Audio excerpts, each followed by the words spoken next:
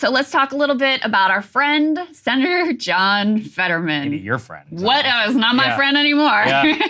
So put this up on the screen.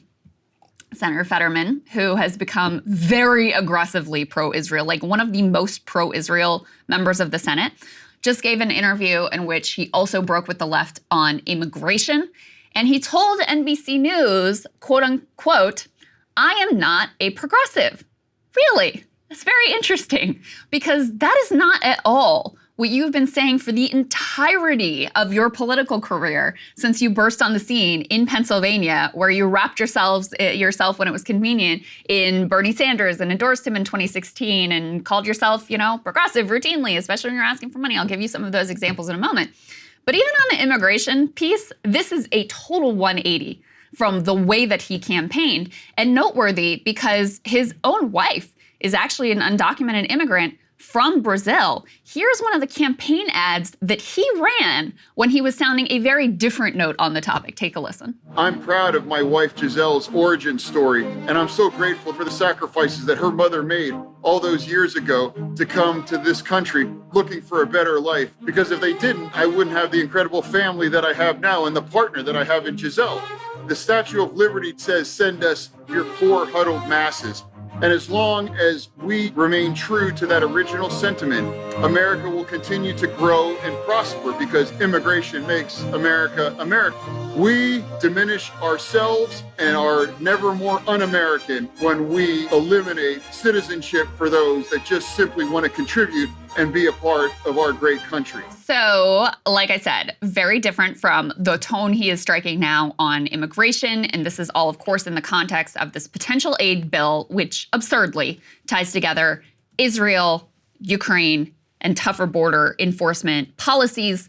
Fetterman signaling to NBC News that he is very open even to the toughest of those increased enforcement border policies, which is really different from the way he campaigned and what he said in the past on this issue. Yeah, well, we especially have to highlight, and this is part of why I get annoyed about the conflation of immigrant and we don't apply the proper rhetoric here. She was an illegal immigrant. Now, I guess she was brought here by her mother whenever she was a child, but is a direct recipient of an amnesty policy from the Bush administration, gaining her green card in 2004, becoming a U.S. citizen eventually in 2009. So that is why I think his comments are especially noteworthy, is because he's not talking about immigration. He's talking specifically about illegal immigration, of which his wife literally was the beneficiary of said policy, and he's changing his tune. I have no problem with that because that's a policy that I support. I don't even think his wife should be allowed to have citizenship. But that's a secondary question because it's done now. But I think it does highlight, Krystal, for your point about something that I personally hate, which is taking advantage of political constituencies when convenient and then turning upon a dime. And with this guy, he was a Bernie Sanders like progressive type person when it was convenient and he was running against Connor Lamb. And I mean, you remember that. The Democratic establishment was totally pro-Lamb. They only came to him after they saw how much he won in the primary, and really after he won his election that they were able to reconcile themselves. But now it's like he's changed completely on a dime. I don't know what to make of his thing. I personally just think like it's obvious that the money played a huge role here on the Israel side based on Ryan's book. On the immigration side too, I think he's trying to save his ass like Eric Adams and all these other Democrats, because Pennsylvania is Pennsylvania is not a red state per se, but it's a swing state. It's certainly. a swing state. Right. But he does need to, I mean, he has pissed off progressives so much, especially on Israel, I have to say. The immigration comments are new, but that's certainly going to piss people off as well, that he does actually have to worry, I think, about a primary challenge in the state of Pennsylvania.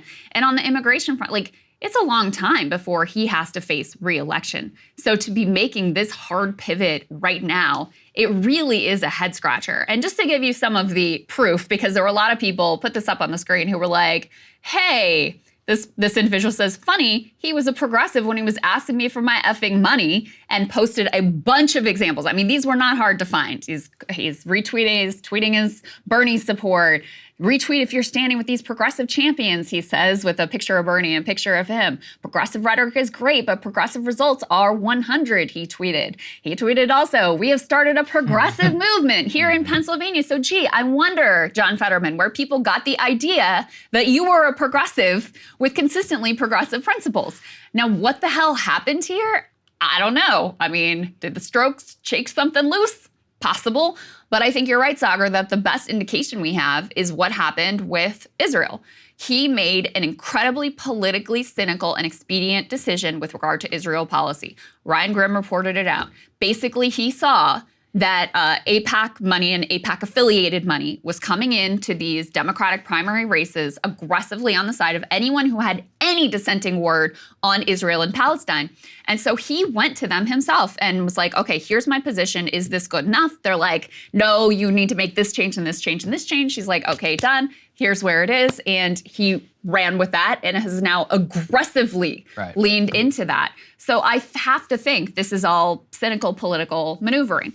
Is it intelligent, cynical political maneuvering? That part is not so clear to me, because, like I said, that there is a sizable progressive movement, organized movement in the state of Pennsylvania, and I do think that he is becoming like Kirsten Sinema or Joe Manchin level of hated by plenty of progressives in the Democratic base, especially among young people. So, it's not just the general election that I think he would ultimately have to worry about here if he continues in this direction, but just the political cynicism here and the denying, the posturing like you never presented yourself as a progressive. If you've had a genuine evolution, you want to explain how you came there, okay, fine. Like, I may still believe that it's cynical political, but at least you can acknowledge that this is a shift. But he's just pretending like, oh, this is who I've always been, and it's complete nonsense. Yeah, it is. Well, I mean, I think it's personally, listen, I tried to tell you guys, the dressing thing, it wasn't about connecting to the people. He's a narcissist, and it's all about egoism. You're right. I would just say, I mean, Sinema and Fetterman, the two worst dressers are the two biggest narcissists. Two most cynical political operators. And, if you're happy with his positions now on this, like, he is going to just go wherever it is most politically convenient for him, wherever the campaign donations are the richest, that's where he's going to position. I mean, that's what we saw with Sinema as an example here. But it's pretty wild to watch this all unfolding in real time. I tried to tell you. Hey guys, if you like that video, go to breakingpoints.com, become a premium subscriber, and help us build the best independent media organization on the planet. That's right. We're subscriber funded. We're building something new. We want to replace these failing mainstream media organizations. So again, to subscribe, it's breakingpoints.com.